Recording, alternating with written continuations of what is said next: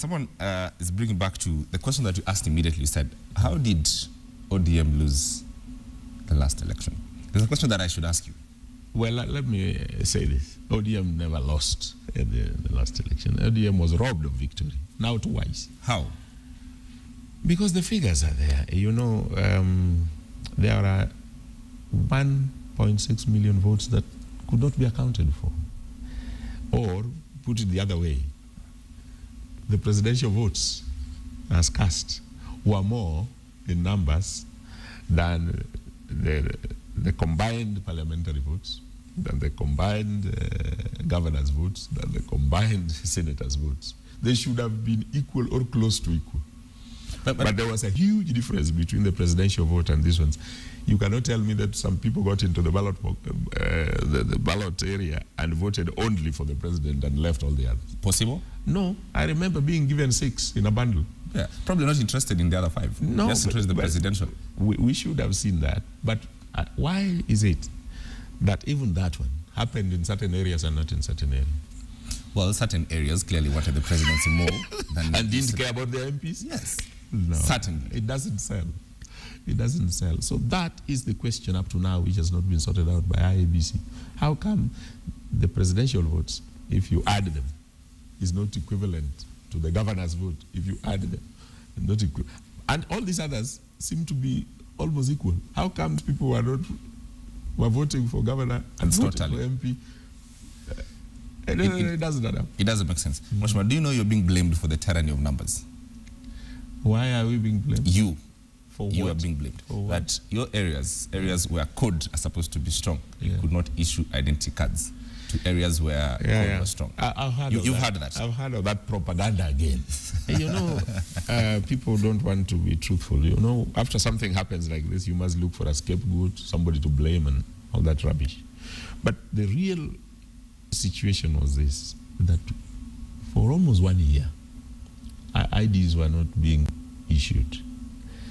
And I was very depressed about it myself as minister. The reason is that the old tender had come to an end, and the cabinet, the previous cabinet, before I got in there, had ruled that after that tender lapses, then we must go to the 3rd generation identity card. This which Honorable Ruto is now launching. Yes.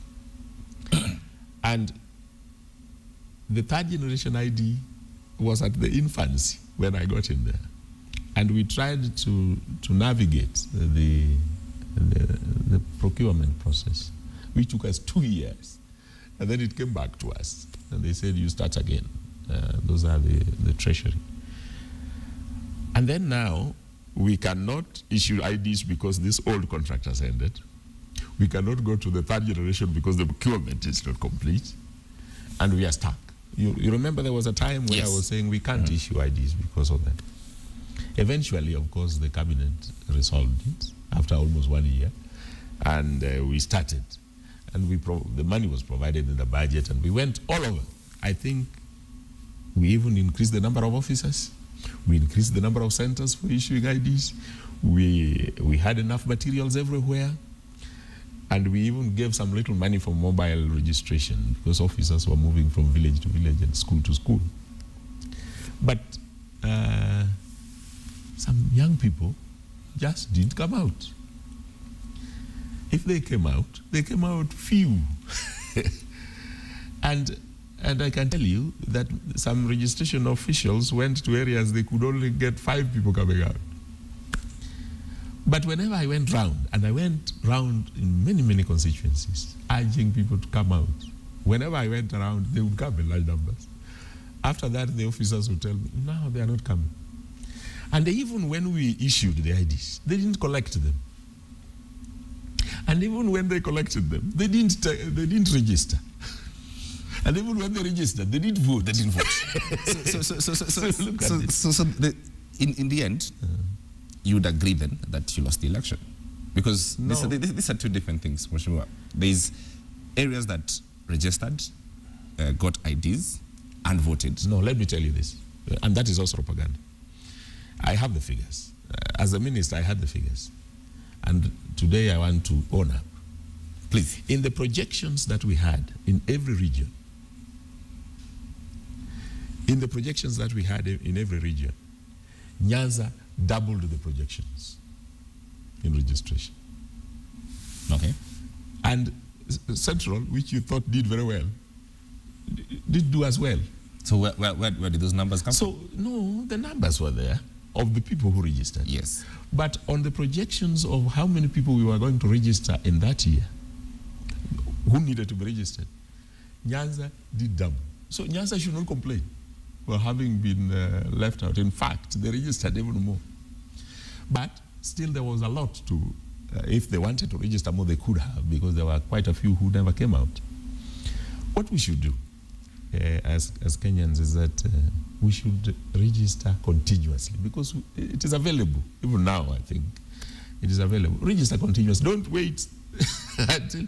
I remember that when IEBC now said, we are going to close registration, most of our people were saying, please extend for a week or two. If they did, probably Kenyans like this idea of coming late. But they insisted that they are closing. And they closed out a lot of people.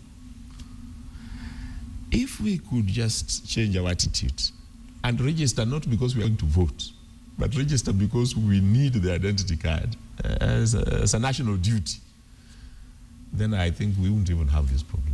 And you won't be here, because I like to put it to you that, and if you'd call it propaganda possibly, but in the public domain, your supporters will not understand how you had the immigration department, you had the Prime Minister's office, and you couldn't rally your backyards to come and register in numbers, come and pick those IDs, register as voters, and then vote.